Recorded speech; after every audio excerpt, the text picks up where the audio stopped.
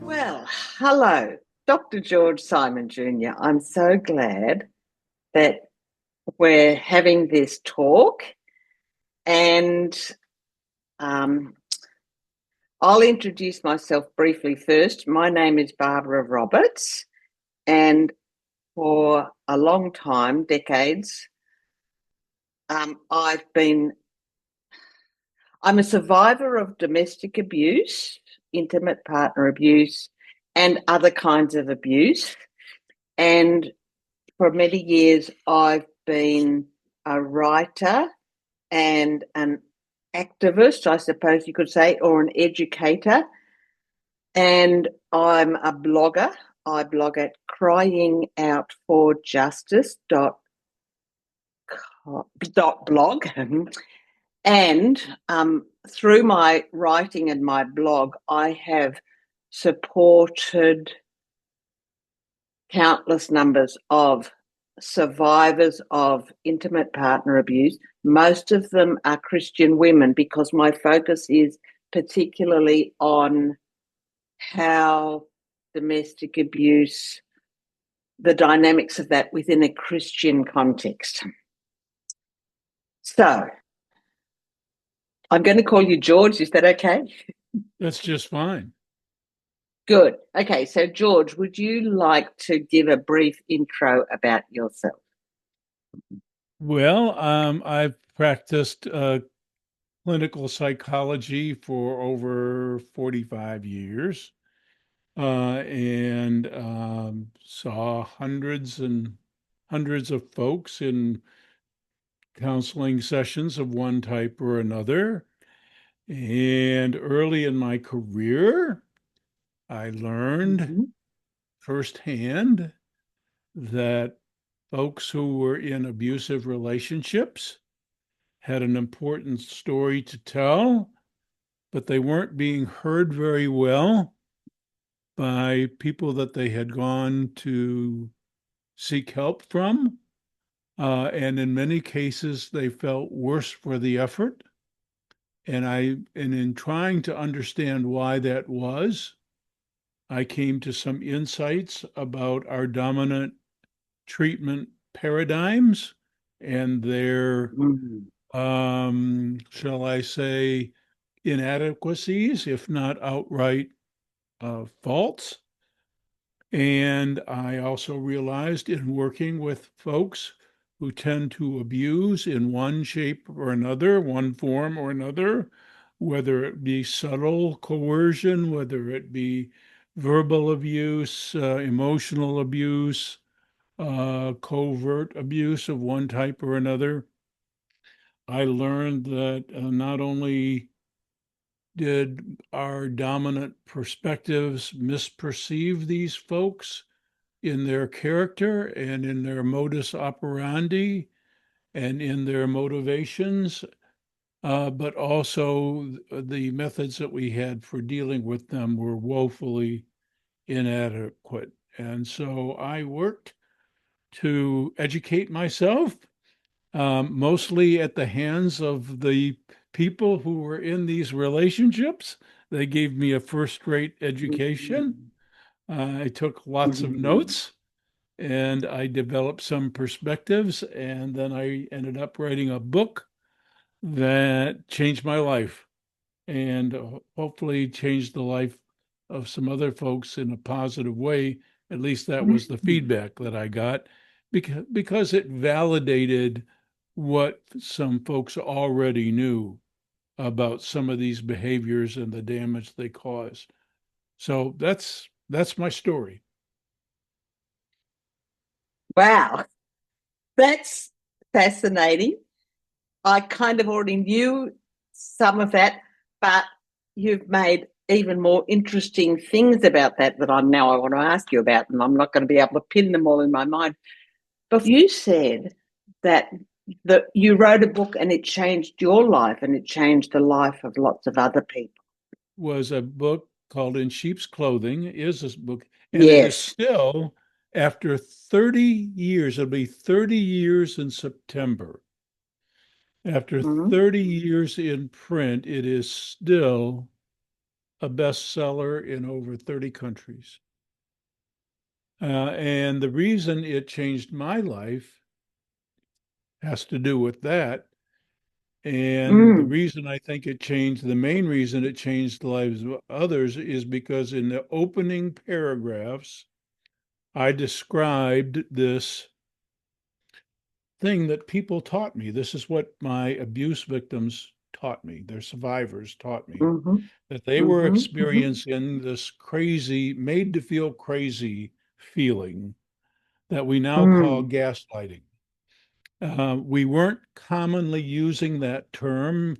There hadn't been an agreement among professionals at the time I first published my book.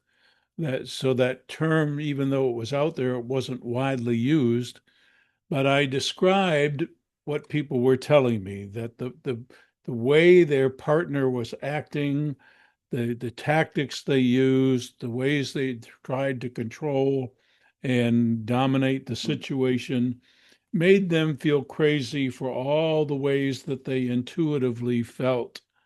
And for me, as a doctoral level practitioner, to say to them, you're not crazy. They're bad Mm. actors.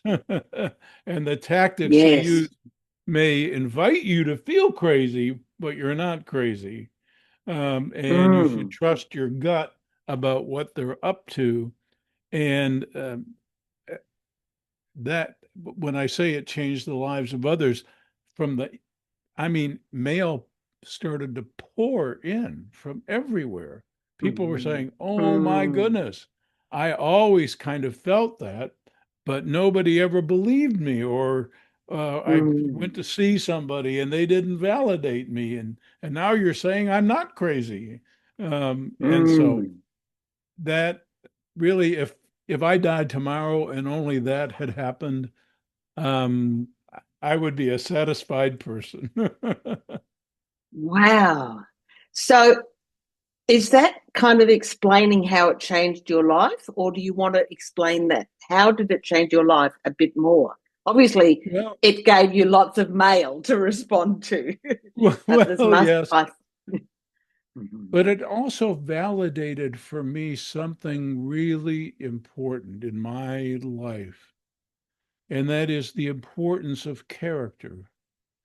You see, I'm a Mm-hmm. Christian, and I'm a Christian primarily because of the character of Jesus Christ.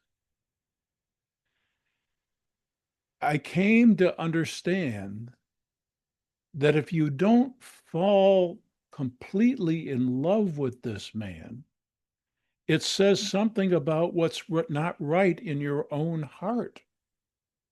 Yes. And it also explained why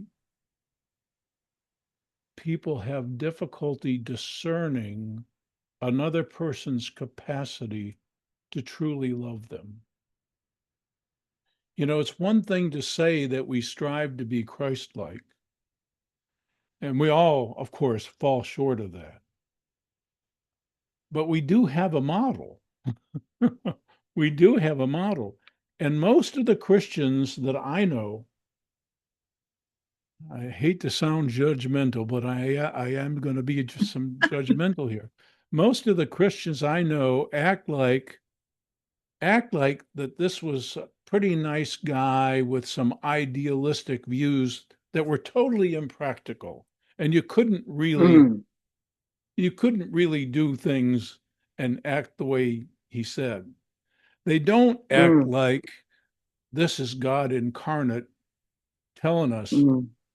do this with authority and Yes. with command. Yes.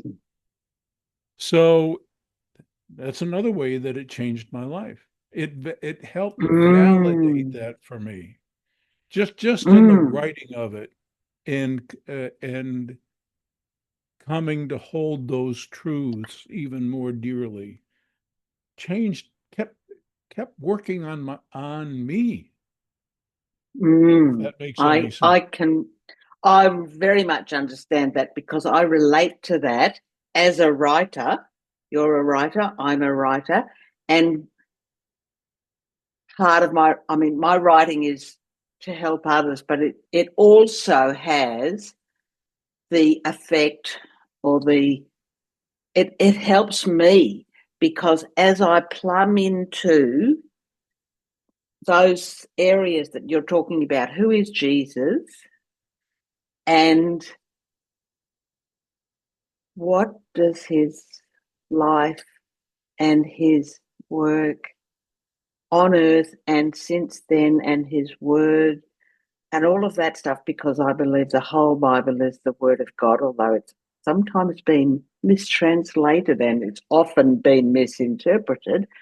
So as I've been digging into those things, it's brought me to, I would say, know him and love him more deeply. And also, it's brought that necessarily brings me to understand that so much of what is passing for Christianity in this world and in the churches is not consistent with what I know about our Lord and what I know about his worldview and his way of interacting and seeing things, which I know from his word. So, Yeah. yes. Yes, I mean, that Mm, sounds so similar.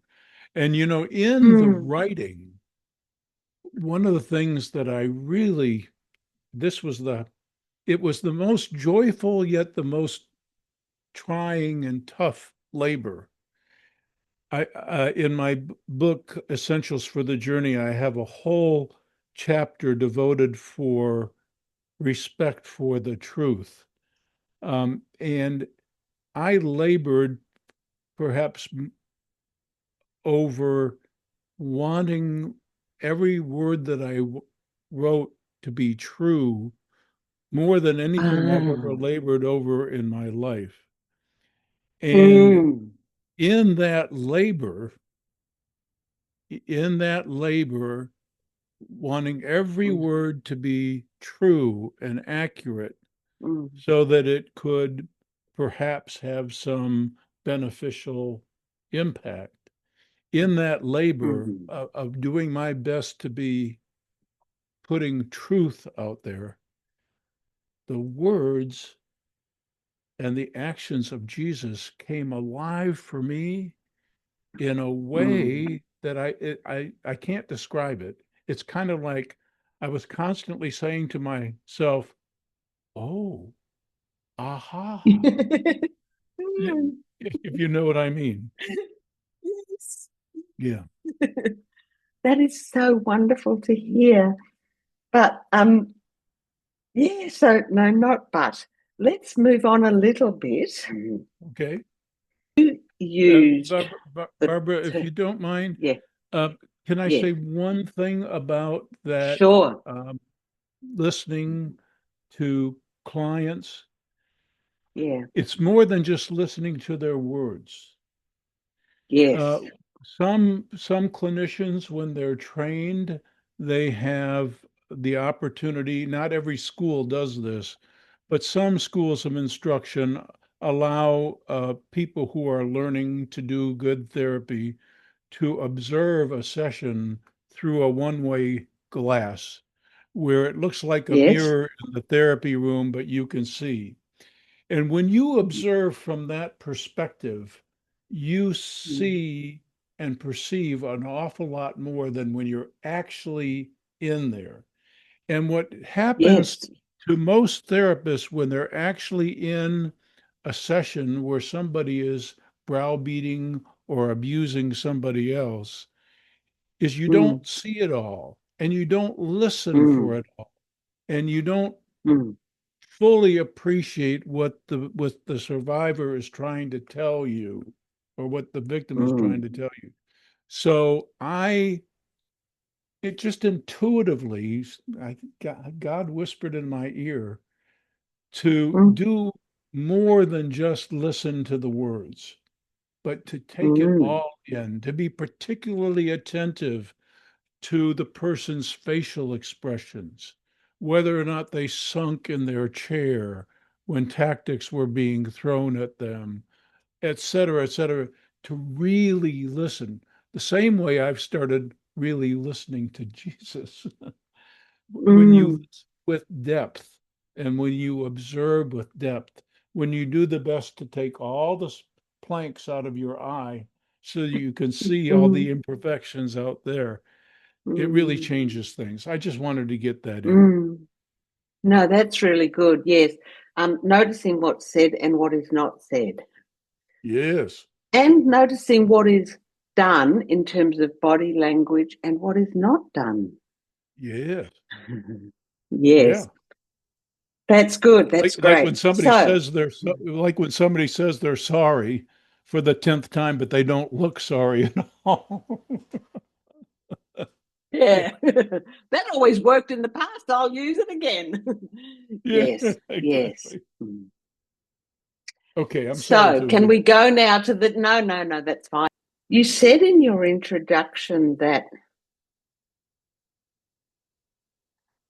the survivors of abuse taught you, or you learned through listening to them, that the majority of we'll just call them the mental health professions, as the broad term, the majority of the mental health professionals do not, how do I finish that sentence? You could probably finish it for me. They do not have a lens that understands the abuser's mindset, the abuser's tactics and strategies. So that kind of leads us. I'd like us to talk about all the different terms that are in use in the communal zeitgeist for abusers. So I've made a list. Can we go now to the different terms and I'll reel them off quickly? Okay. Narcissists. Okay. Well. I know. Now, hang on a second. Let me just list them first and then you can pick up what you want to say. Okay. Okay. Narcissist, malignant narcissist, abuser, coercive controller, harm doer, perpetrator, antisocial personality, character disordered individual or character disordered personality, psychopath, sociopath, and this one's more recent, persistent predatory personality. So over to you. Wow. Yeah. So let's start with narcissism because that, in 2020, the most frequently researched word on the internet, on the Google search engine, was gaslighting. In 2024, it was narcissist. And today, everybody is an expert on narcissism, but almost nobody gets it accurately. I So agree.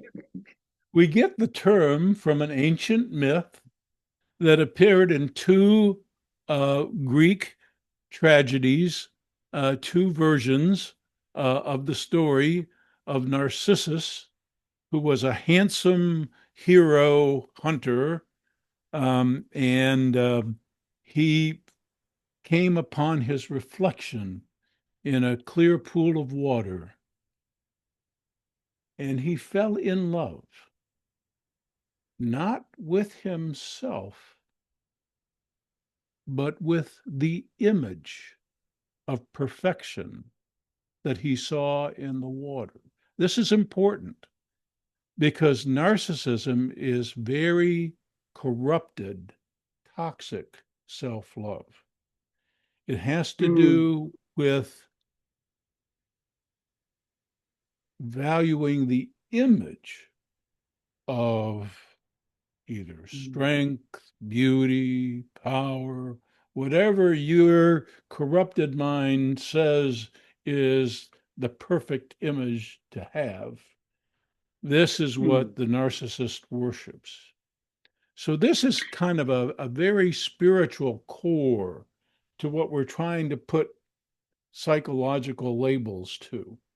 And I think that may be why we're having so much trouble defining it accurately. From a clinical perspective, there are many different types and degrees of severity of narcissism. Some of them look remarkably like one another, but they're very different.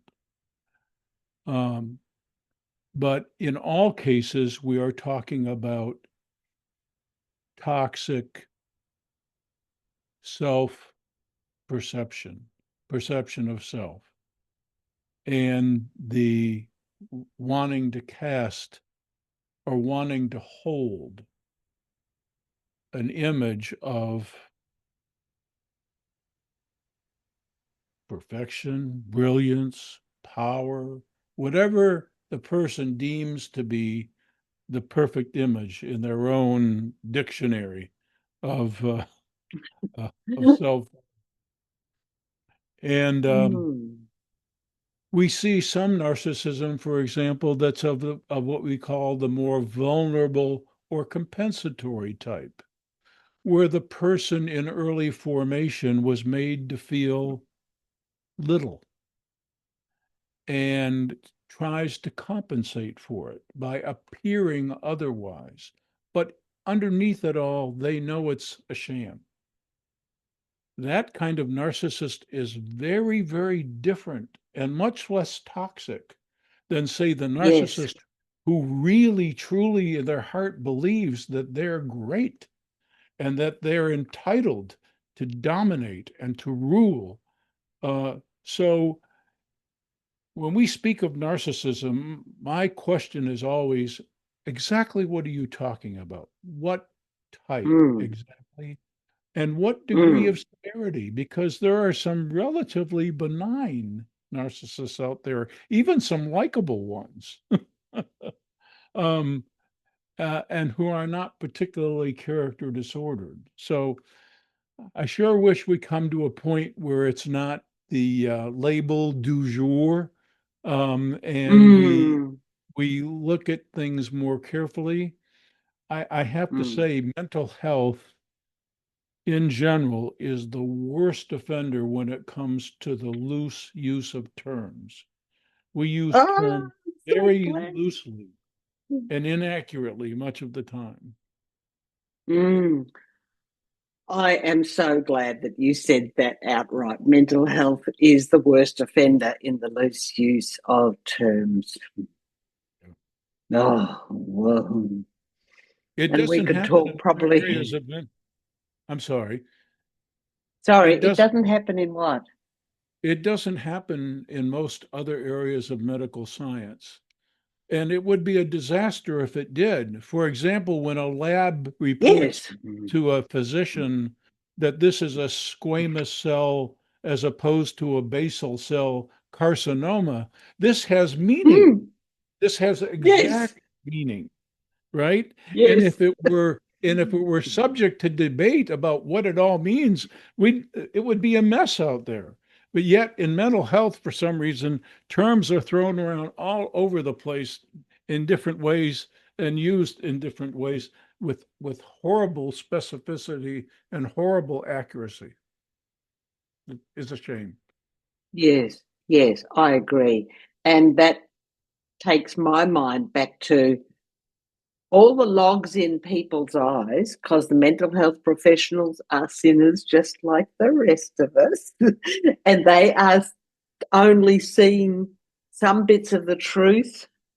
Hmm. And maybe some of them are what you might call malignant narcissists. I would certainly call some of them that. Um, and but they're all spouting off from their own certainty about what they mean by the term, and I've got the right definition, and it's just a mess. Yes. And the pop psychology has just grabbed the term narcissist, and the content creators, etc., on the internet have popularized it, and Google has probably helped with that, but Google's driven by the ignorance of the collective minds. And so in pop psychology, this is my perception, the term narcissist is being used in pop psychology for what you would call malignant narcissist. Is that correct? Um, pretty much. Malignant has a term in medicine and in science. It refers to a condition that is only going to get worse and increase in its toxicity to the organism if unarrested or unchanged or unmitigated in some way. And yes, the more character disturbed, grandiose types of narcissists are more malignant. They are not compensatory. They are not relatively benign. They will hurt you. It's only a question of time and in what way they will hurt you. Some are even predatory. That has a definition too. And that means to be predatory means to establish the relationship for the purposes of exploitation or victimization. In other words, oh, that's great. I love bomb you. And I'll give an example. I love bomb you because I see that you bring some value. You may be eye candy. I think you might make a good sexual partner. I think you might make, I might like to show you off as making me look good, but that doesn't mean I have any goodwill toward you at all.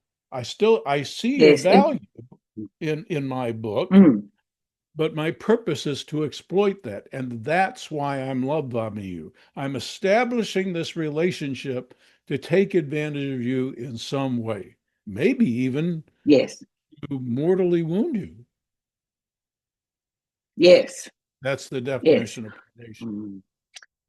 Right. That's great. So you've just, tell me if I'm wrong, but what I'm hearing you say is that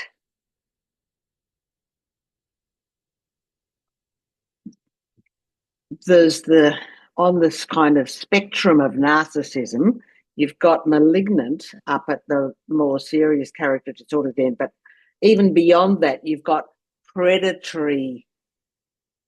Would you call it predatory malignant narcissist or just predatory? Doesn't matter really, but your predatory is even more life destroying. Yeah, Yes. that's right. Yeah. Just a sidebar. There's a guy called Don Hennessy who he's nearly 80 years old. He's an Irishman from the city of Cork, and he did a lot of work and still does, I believe, with domestic abuse, intimate partner abuse. And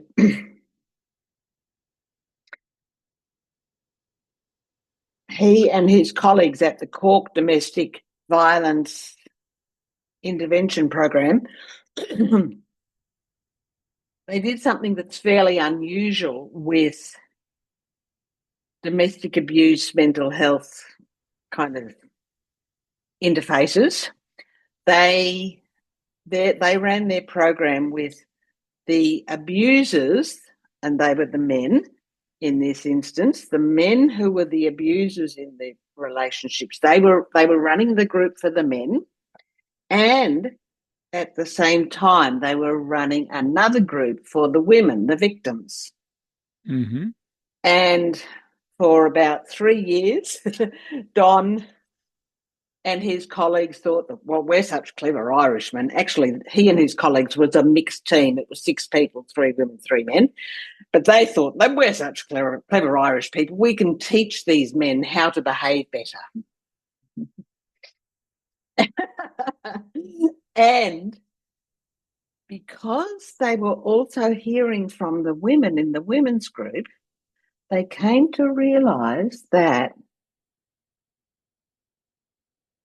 the men were in the group, the men were teaching each other. They were learning from each other how to more skillfully coerce and control and abuse their partners, and that they therefore concluded, Don and his colleagues concluded, that their intervention with the men was actually giving no benefit and making things worse in quite a lot of instances. And then they went, because in their Cork agency, they were also funded to work with pedophiles. So they went to a training. They happened to go to a training in England, which was run by people who specialise in doing interventions with pedos. And they came away thinking, oh, the tactics that the pedos are using, that might be similar to what the tactics that these male intimate abusers are using.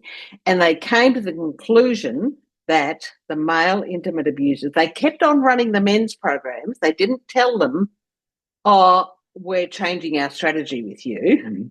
But they recorded everything that happened in the men's program, and they eventually figured out, kind of looking at it from a distance, like looking at it through that one-way window that you're talking about, they eventually figured out that these men who abuse their female intimate partners, the abuse begins from day one of the relationship, and the man's core goal is to find and predatorily entrap a woman who will be his long-term female intimate partner, and his core goal is that he wants to be able to have his sexual gratification, whatever way he gets that. Right. He wants to get that whenever he wants, without having to negotiate. And he wants a woman who will allow him to do that without resisting and without. And so he invades her mind, befriends her, love bombs her. So that's the really core intention, and that kind of speaks to what you're talking about with the predation and the intent. Right. Yes. Sorry, that was a long sidebar. No, that's a perfect description. And we have known that for years. I ran our state's sex offender program and our assessment of all the registered offenders. And that was a known bit of research material even back then. We also learned that not only do the participants in these kinds of groups who are of a particular character dysfunction, not only do they teach each other how to be better predators in a sense, and to be better con artists, and to be better people manipulators, but also when we try to teach them empathy, when we try to teach them, when you try to teach empathy to a person who is limited or completely absent in their capacity for genuine empathy, when you teach them what it looks like, then they actually use that, they register that to become even better predators. Yes. So we learned that, and getting people to accept that is really difficult. So there are a lot of people who don't want to believe these things, but we knew that to be true. And the two things that seem to dominate the character structure of these kinds of people, the people who you want to be careful what you teach them, the two characteristics that they seem to have that when put together make for a bad combination is they have this almost irrational sense of grandiosity. They truly see human beings who have vulnerabilities, insecurities, um, qualms of conscience, especially any Mm. kind of mindfulness. They see those people as inherently inferior. And Yes. because they see them as inferior creatures, not Mm. as not as valuable as them, then that Yes. grants them a sense of entitlement to prey.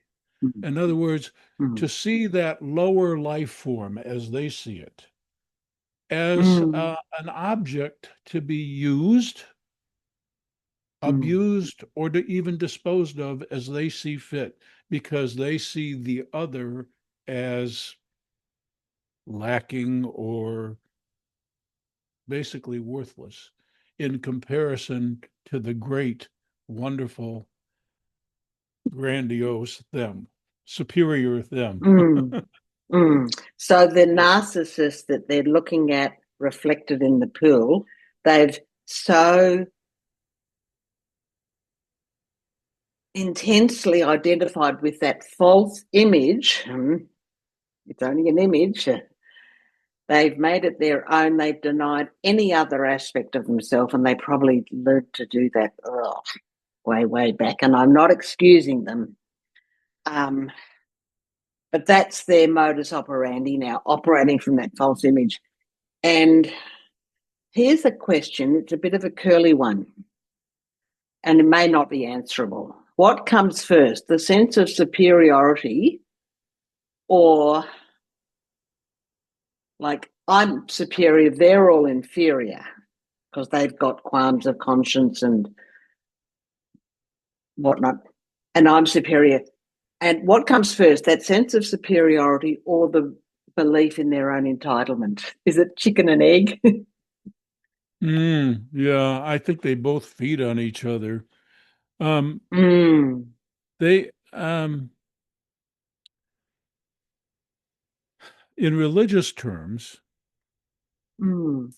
in spiritual terms, I'll say it in spiritual terms, Mm. they can barely conceive of a higher power than their Ah. own Mm. self, let Mm. alone of a heart to be subordinate. Now, some folks can be conditioned that way. In other words, they can have such a traumatic early beginning with all the Mm. higher powers in their life. Let's say that that infant is in the crib and every cry goes unheard, or is even Mm. met with severe abuse, or Mm.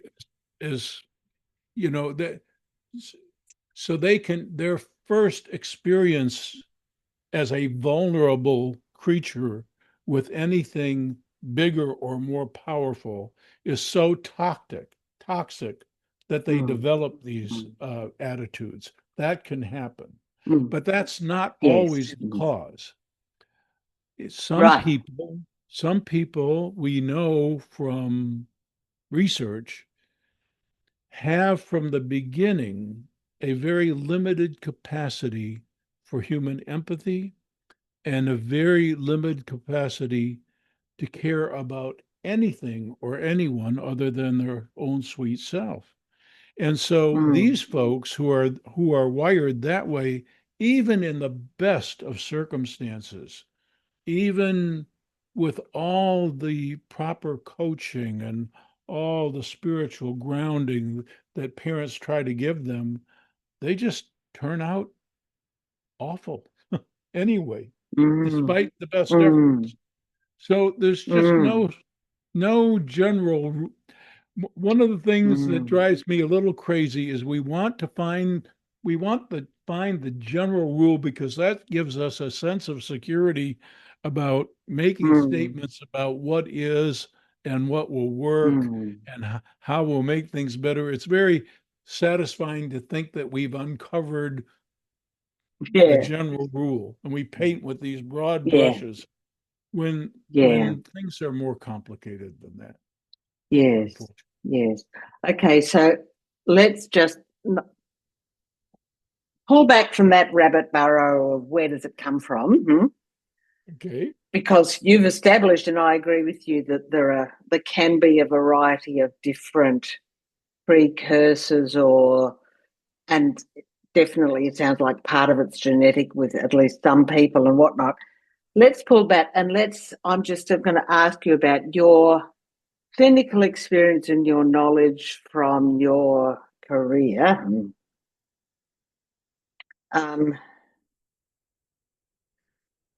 And it's only a back of the envelope estimation. Because I'm not going to hold you to this, all right? What do you think is the proportion of, we call them malignant narcissists or predators, the people who are, what's the proportion of people who are born with very little to no capacity for empathy versus the proportion of people who are born with some capacity for empathy, but through their early experiences and layered on with more abuse on the top often, their brains, their nervous system never gets wired to operate that way. So they choose somewhere along the line, bit by bit by bit, to take that entitlement. I'm going to be out just for myself. Who cares about others? The part of the answer to that is relatively simple and straightforward. We know for sure.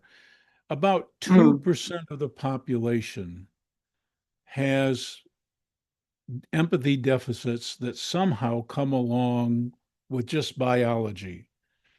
Now, there are folks on the autistic spectrum who have severe empathy deficits, but they have other qualities that allow them to not only learn to be more sociable, but make them want to be. Um, so and it depends on where you are on the autistic spectrum. Some people are mildly on this spectrum, and it's hard for them to basically learn the language of empathy, but they do.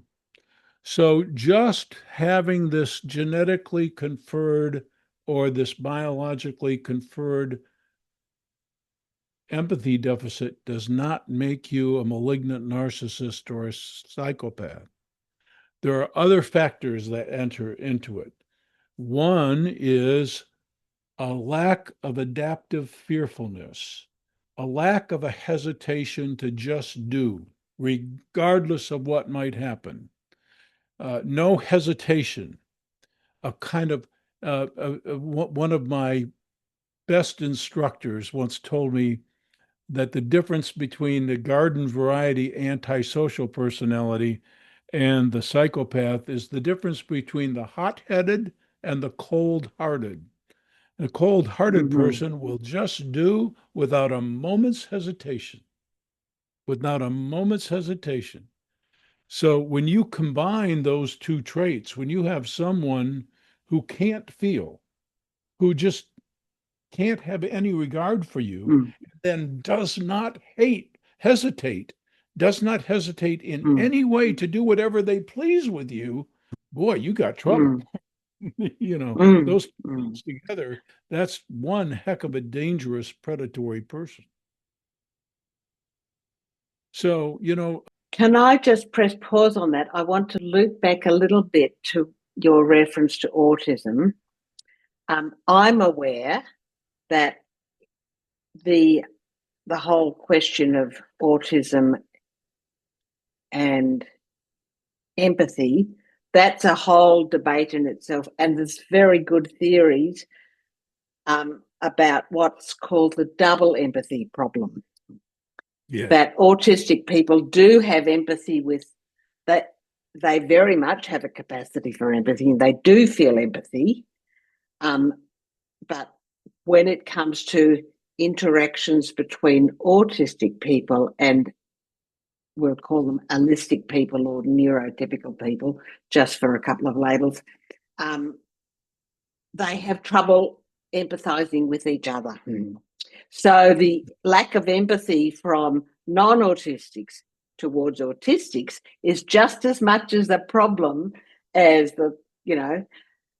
so there's been research that brings that out. So I just wanted to add that because it's one of the problems that autistic people face is they're often just described as lacking in empathy and other kind of labels, and it really stigmatizes them, and it just adds to the lack of understanding. Right. So that was a sidebar. And once again, that broad brush is just so dangerous. Yes. We now Yes. know how incredibly broad the autistic spectrum is. It's incredibly broad. There are Yes, some individuals. exactly. I have two nephews who are on the spectrum. And one is so Okay. mildly on this spectrum that I dare say that most people would not detect it because he was fortunate enough to get all of the right interventions at just the right time because his very conscientious parents fought for it and would not relent until they got it. And so we're now learning I hope we're learning that these spectrums of the human condition are broad and that we, Yes. as scientists, we have to maintain a completely open mind. We have to admit, first of all, that there's a lot we don't know. There's just a Yes. whole lot we don't know. And that we're learning every day. But you're absolutely right, Yeah. and I'm glad you brought that up.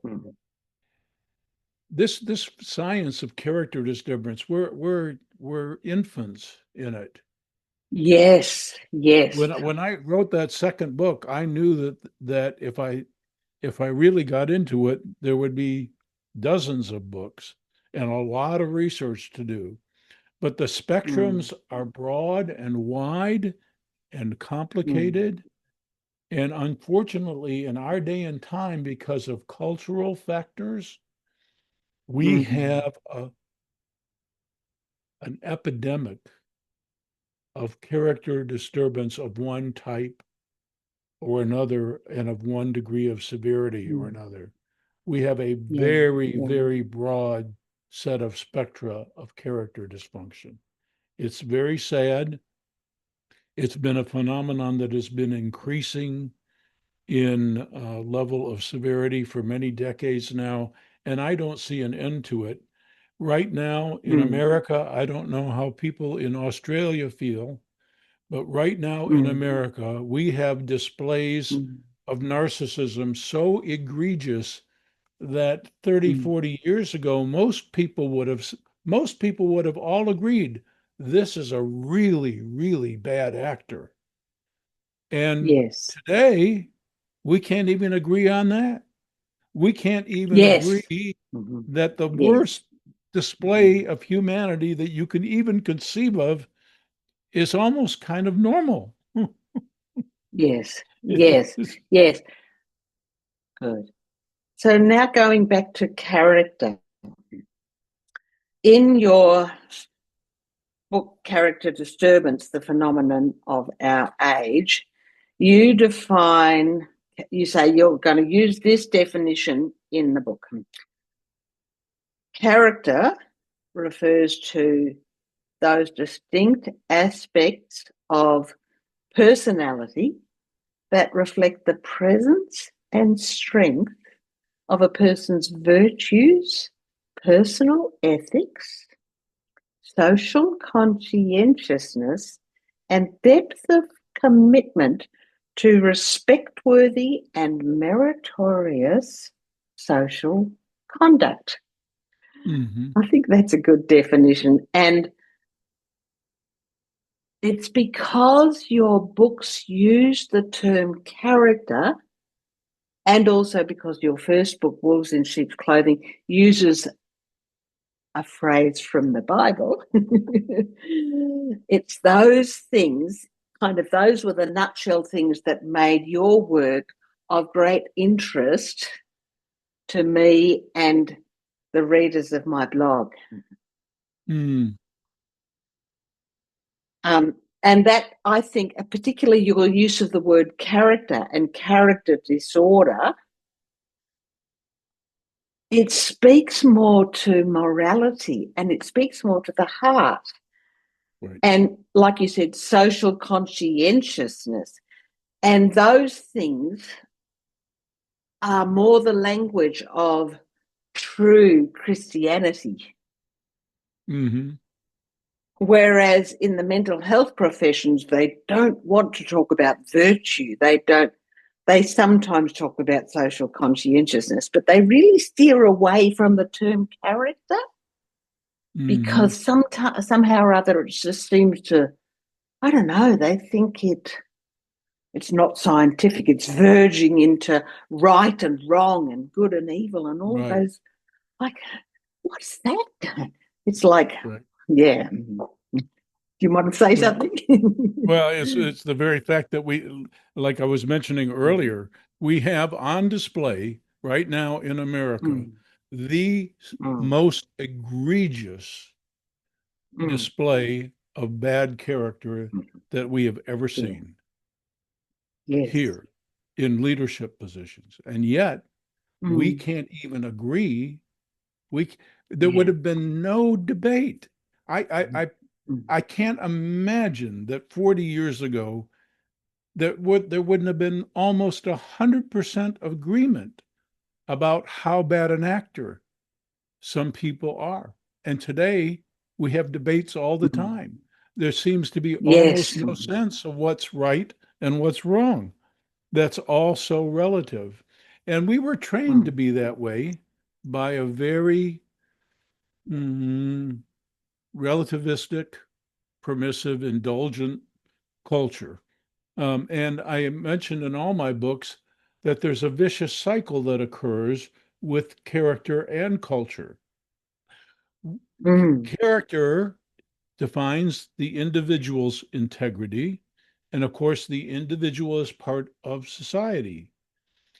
As more and more character impaired people populate the society, then mm. society's character, the cultural character, the Yes. structures within culture that were Yes. designed to preserve, to foster, instill, and promote character, those things get corrupted. And the more Yes. corrupted they become, then the more unhealthy characters emerge. And as more unhealthy characters emerge, the culture corrupts even more. It's a vicious cycle between culture and character. And now we're in a culture where we can't Mm, even tell a horrible actor from just a mm. everyday bad guy. So Yes. uh, I dare say I think we're at a crisis point, but I have hope. But I think we're at a crisis point. What you just said, I could take it in two directions. I could either take it in the direction of I could posit my theory about how things have become so bad, or I could ask you to talk about why you have hope, because it's interesting. You said a bit before that you think it's going to get worse, Mm-hmm. but you've also said you have hope. So maybe can we go to why you think you have hope, and maybe we can go to what, I'm not talking about solutions because that would be too broad brush, but what are the suggestions that you've got and maybe that I've got for things that can work towards solutions?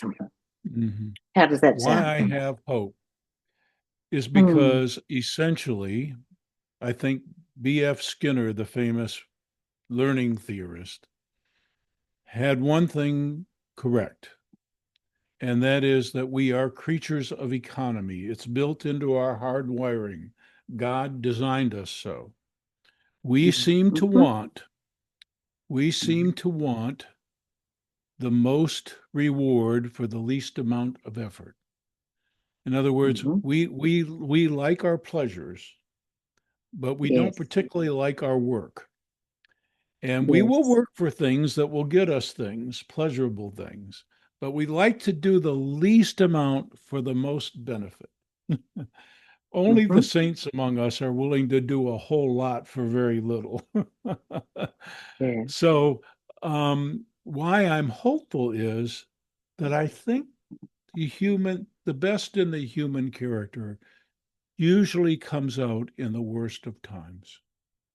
When things, when we've all hit bottom, basically. And the only way to survive is to recover some of our most fundamental values. And that's why I have hope, because I think we're on the precipice right now of a really painful time. But in that death, so to speak, is the Mm-hmm. opportunity for rebirth. And I fault, I'm going to get into religious territory here. Okay, I, that's fa- fine. I, I fault our major religious disciplines Yes. for failing to do their primary job, Yes.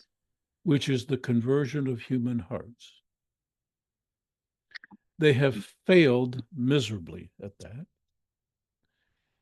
And I think to a large extent, actually, they know that they have failed because they can see what's happening and they are grasping for to remain in some degree of control and to have some Yes. relevance, Yes.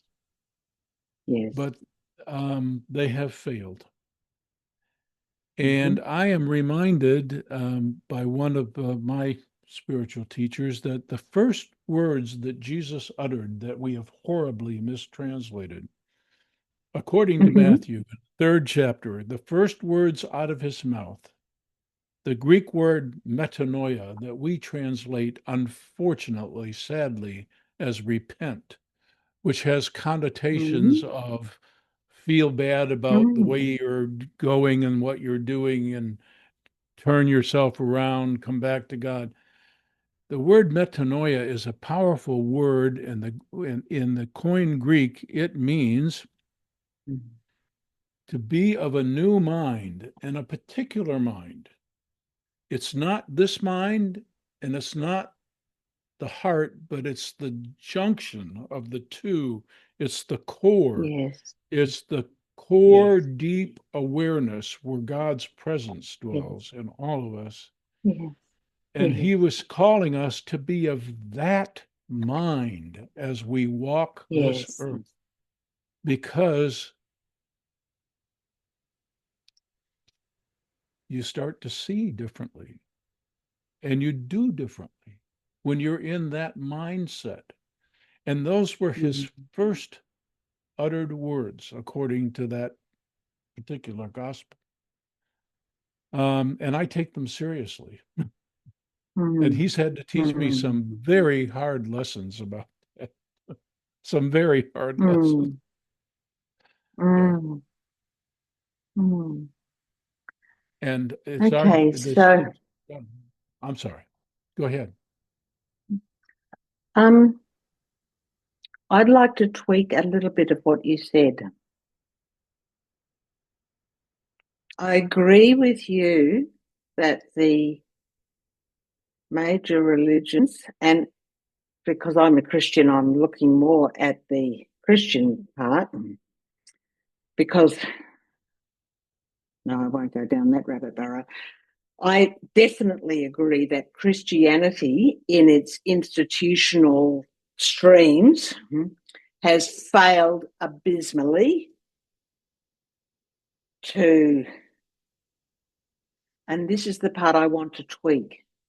You said they failed in their job, which is to change human hearts. I might be misquoting you there, but Conversion. I don't, yeah, convert human hearts, right?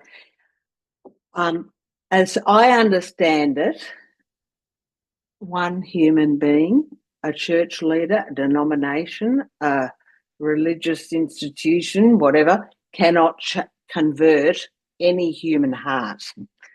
It's the activity of the triune God Yes. within us that converts a Right. human heart. And the human being who is being pricked in their conscience by the Holy Spirit, they may Yes. not see it as the Holy Spirit, they may see it as just their conscience. The human being, when they're pricked in their conscience, this is the way, walk in it. What you're thinking of doing is wrong. Don't do that, do this. Or at least refrain from doing that till you can work out a better way to behave. Well, the human being has a choice. Yes. And God gives us that deep choice. So that's just what I wanted to tweak there. But as regards the institution of Christianity in broad terms, yes, failed miserably, and the mistranslation is definitely part of it. I completely agree with what you said about metanoia and the change being not just in our minds, it's not performative repentance. What the Right. church has accepted is performative repentance, and that ain't going to work. Yes. Because it empowers the predatory psychopaths within the church institution and society at large. Um, and it gives all the rest of the population, oh, look, they're doing it well. We'll follow them. We'll prop them up. We'll pump them up. But what they're pumping up is the narcissistic ego, the false self. So all of that stuff. But real repentance is something that happens. You kind of drew physically. There's the skull brain. I'm going to give my own language, and the heart brain. I would actually take that further. I would say the belly brain as well. Now, I'm using the word brain there because you can correct me if I'm wrong, but I've read this in multiple places. The neurons in our brains, those neurons are also in our hearts and our guts, Yeah. our lower abdomen. And so real metanoia, real repentance, real conversion involves all those neurons. Mm-hmm. Listen to your gut. You mentioned, pay attention to your gut feeling, all of that stuff. And I would take that further to say that no English translation of the Bible is perfect, but many people are aware of the King James Version, and it was the dominant version in Western Christianity for hundreds and hundreds of years. And it used language when it's talking about the activity of Christ in us and us in Christ, it used language that referred to the belly. Out of your belly will come living waters, for example. But it kind of sometimes translated that as heart. But if you go back into the Hebrew and the Greek, and in particular in the Hebrew, you will see that word actually in Hebrew goes right back to the lower abdomen. So the whole self, all those neurons together, all those interconnections of the dendrites, that's where our true life is. That's what conversion is about. And there's so many people thinking they're Christians, walking around, going to churches, blah, blah, blah, who think they've been converted, but they don't have this experience. They're not operating from that place. And of course, it's not a place, we're all learning better to integrate that Right. truth within us. If we have been genuinely converted, we're still on the way. Right. So, yeah, And, sorry, that was a and I long. agree with you. I agree with you Mm-hmm. 100%. It is God and the Holy Mm, Spirit that does the work. mm, And mm, our mm. major spiritual disciplines are supposed to be agents of Yes. facilitators of that. Yes. Mhm. And that's where I see that they have failed. You know, Yes. one of my spiritual teachers points out that the word religion itself, religio, it comes Mm, from Latin, means to reconnect or to mm, rebind. To what? Well, mm. to, Ah. to our authentic self, because right from the moments of birth, we begin to separate from our core. Mm, That's just the nature of the human mm. condition.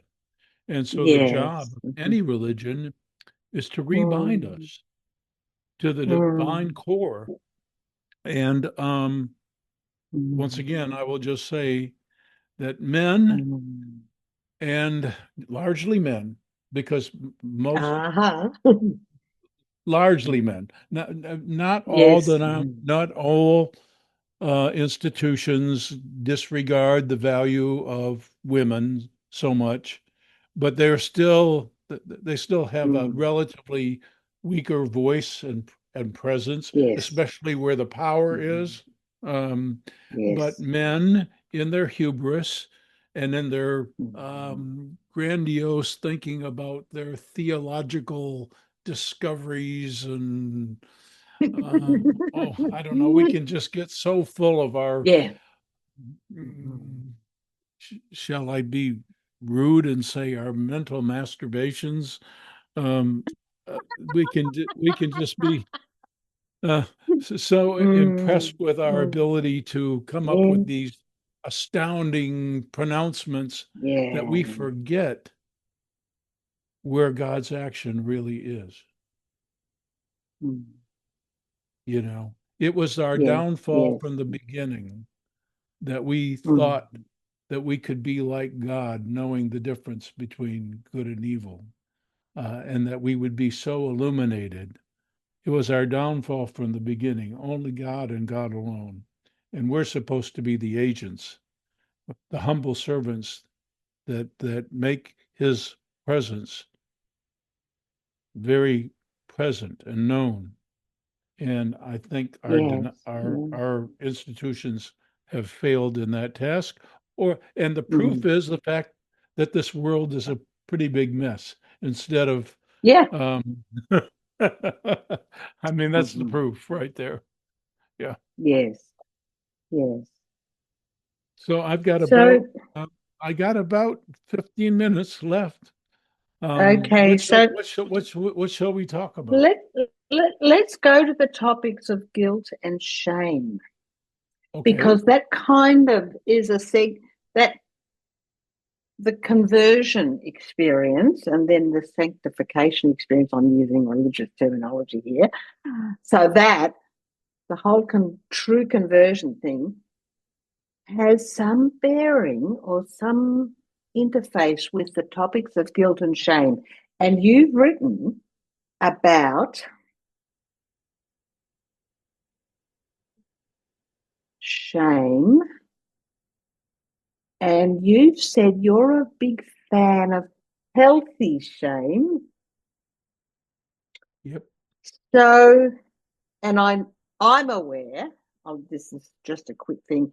There's a lot of concepts out there in the pop psychology world about shame, and Brene Brown has popularized a lot of that and made it sound. A lot of people think, oh, shame's really, like this, and guilt's different, and they want to bifurcate them, but they actually interplay and interact with each other, and sometimes it's hard to distinguish them, in my view. But you're a big fan of healthy shame, and this is getting towards solutions too, because I think the as we can in community develop and practice the skills of offering healthy shaming messages or delivering healthy shame messages to our friends, peers, the people who are part of our group, so to speak, whatever our group might be. And I know some people feel they've got no group because they're so isolated, and I've been there too, so I relate to that and I don't want to leave them out. But if you've got any kind of group and you're a member of some group, and that's part of your group community and identity, if you've got the ability to deliver a healthy shaming message to somebody when they're doing harm, Okay, now and I'm not. then say to them, now that's not your best self, this is how we Yeah, behave, yeah, because it's got to be followed by that. So would you yeah, like to talk to that a bit? yeah. So let me start by saying this. Mm, When asked if he had to give only one word to describe the behavior of one of the worst psychopaths that they had ever evaluated, when the pioneering work on psychopathy was going on, when they had interviewed this person who callously, remorselessly used and abused this other human being. mm-hmm. If there were one word that they could use to describe this person and the horrific behavior that they were capable of, they universally said shameless. Mm-hmm. Shameless. In other words, Mm-hmm. no compunction Mm. about how they would be seen as a person, not just about what they did, but as to Yes. how Mm-hmm. they would be as appraised as a creature of worth. Yes. Mm-hmm. Not bothered at all by doing Mm. the most vile things. So it wasn't a matter of just guilt. It was about Yes. Mm. their very person, who they were, how Mm-hmm. they chose to Yes. define themselves, and how they Mm. preferred to operate. So, Yes. so from that, I already intuitively understood that if the absence of shame defines the worst of characters, then Mm-hmm. not all shame can be bad. So, what's the difference? What's the difference Yes. between Yes. toxic shame? Many abuse victims were mercilessly shamed into Mm. feeling valueless and Mm. to feeling worthless Mm. and inferior and like that. That kind of shame is toxic. It is Mm. not good to feel so bad about yourself and your worth as a creature of God that you don't feel you have any rights. You don't feel like you have any value to anybody. That's horrible. But Mm. shamelessness on the other end of the spectrum is just as toxic. And I did. Yes. Mm. You mentioned this in your notes to me earlier. It is Mm. true Mm. that in my work with some of the most character disturbed persons, in the tens of thousands of these folks that I have encountered, Mm. a handful have Mm. actually made themselves, with God's help and a lot of coaching, have a handful have transformed into better people, more Mm. wholesome people, more capable of Mm. genuine love. And what Mm. made the difference was not guilt, it was shame. Mm. Mm. Unlike Narcissus, who looked in that clear pond and saw this image of perfection and fell in love with it, these people took a look in the mirror, and it wasn't just that they felt bad about some of the things that they had done, but they Mm. felt badly about the the whole person that they had allowed themselves to become. And Yeah. made them want to change not just what they do, but who they are, how they want to Yes. define Mm. themselves, what they want Mm. their core qualities to be, what Mm. values they want to hold, what they want their character to reflect. Mm. That's what made the difference. And you don't shame them into that. They come to that by themselves. They come to Yeah. react with their own horror about taking the honest look in the mirror so that they actually get reflected back the ugliness that they refused to see before. So, Mm. all those books that were written back when I was first writing in sheep's clothing about all shame being toxic and like that, I knew Yeah. that it Yes. had to be wrong right from the start, but I didn't know how Yeah. to uh, what Yeah. framework to put it in. Yeah. So that's really interesting. They came to those people, the handful of tens of thousands, Yeah. right? They came to the point where they could no longer live with the person they'd become. And it was shame, not guilt, that saved them. And I'm inferring when they realized they no longer could live with the person they'd become, they chose not, they probably would have contemplated suicide, but they chose not to take that route. They chose to take the route of, I need to change everything about myself and I need a higher power to help me do that because I've got no idea. And I'm going to Yeah. listen to good coaches like Dr. Simon Jr., whoever it is. Now, so they did that.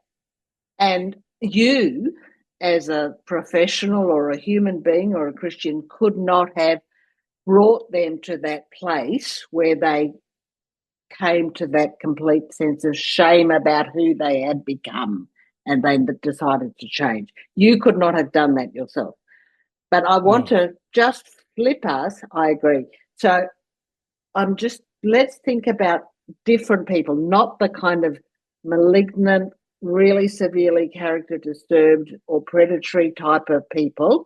Let's think about ordinary human, lesser character disturbed human beings, the rest of us, well, just generally. When, I mean, we all sometimes do stupid things, we all sometimes mess up, we all sometimes hurt other people or do something that's a bit inappropriate or very inappropriate in the situation. And those of us who are still listening to our conscience, we then have the choice: do I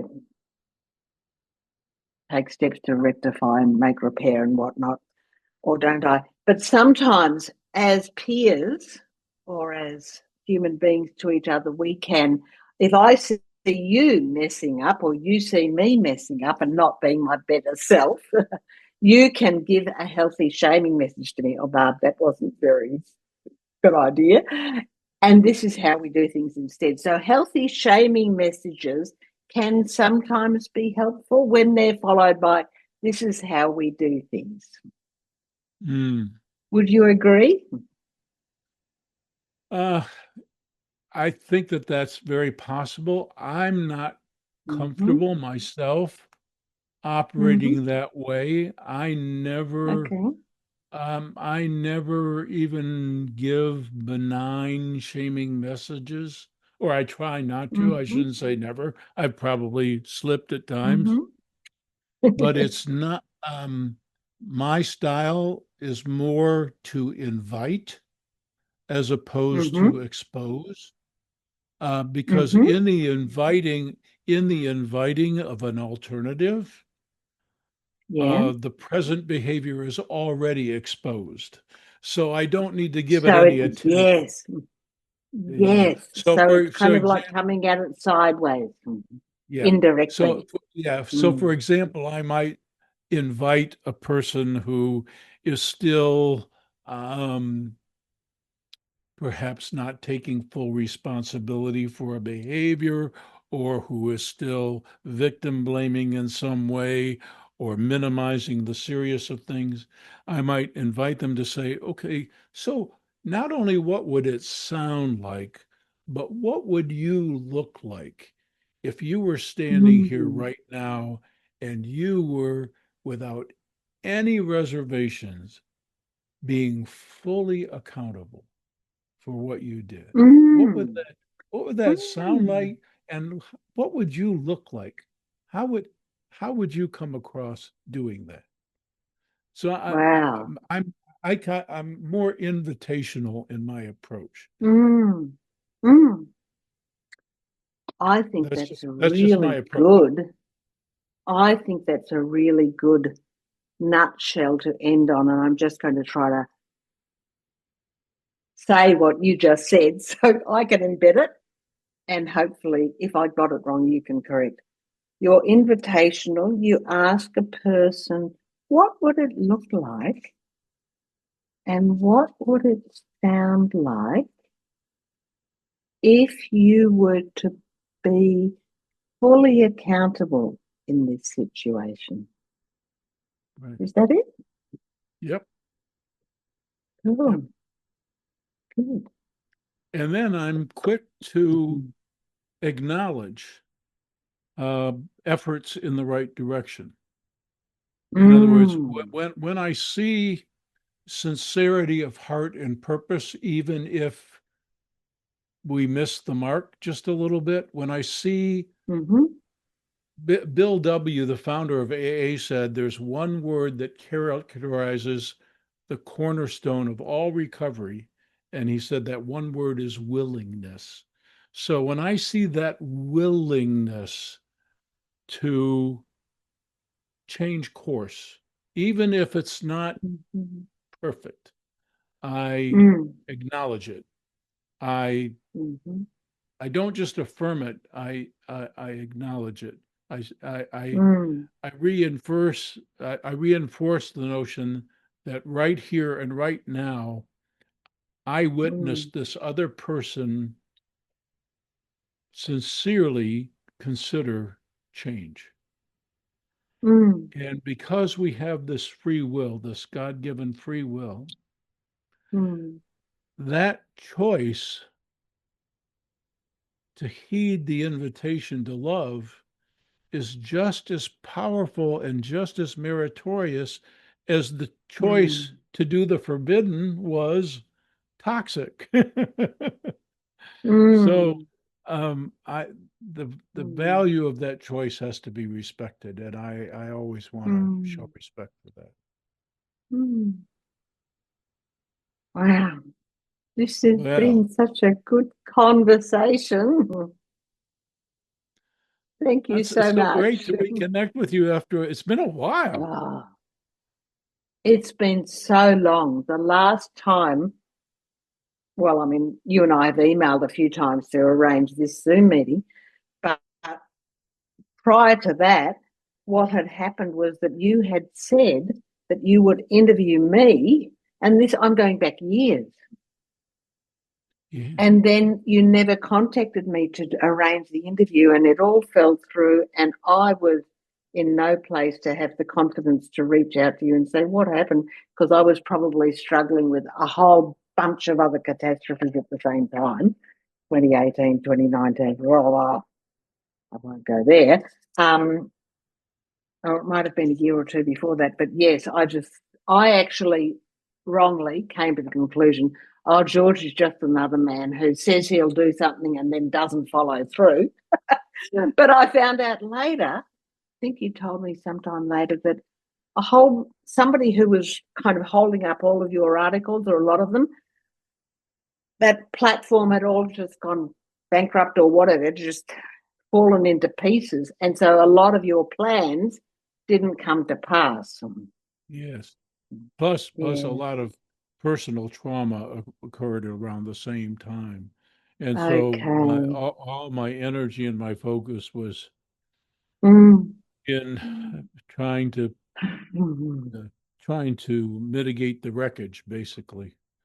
So Ah, yeah. things happen in life, Mm. but I have to say, Yeah.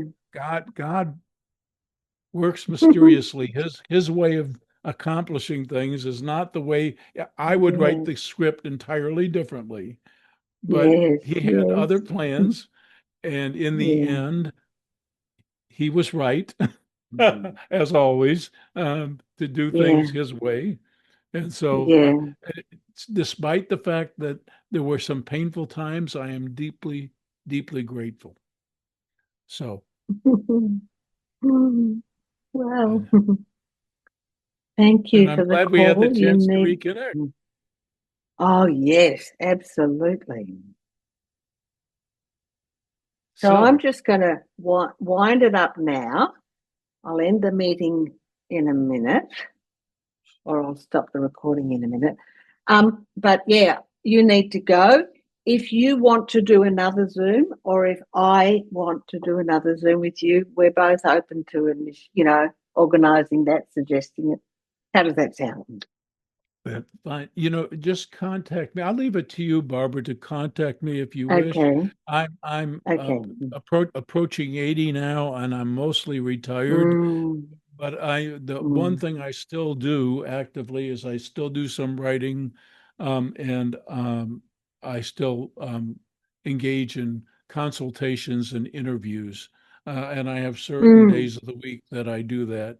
Um, mm, but for a lot of reasons now, I'm really moving toward more and more retirement. So mm. um, I'll leave So it to the you. writing that you Be a do, the pleasure to writing touch. that you do, yeah, great. Leave it to me and I'll think on that. The writing that you do, my viewers would like to know where to find that. Mhm. Look for a couple of new publications sometime around September of this year. One of Mhm. the titles will be Taking Jesus Seriously. Um, and the other title will be You Are Not Who You Think You Are. It's not what you think it is. So Oh, those two, wow. yeah, So they're going to be two books. yeah, two little pocket books, uh, Ah, easy reads, maybe barely 100 mm, pages, maybe a little less. Um, Contemplative type of books to uh, mm. read what little is on each page and then chew on it a bit. So very good for people who are seriously abused and have cognitive overload and all sorts of stuff like that, which is sometimes me and it's often many of my blog readers too. Yeah, yeah, Mm, yeah. yeah. Okay. So So nice good. to So talk to you. it's so nice to talk to you. Thank you, Dr. George Simon. And God bless you in Okay. your work. Thank you. And you too. Same to you. I'll end the meeting. Bye bye. Bye.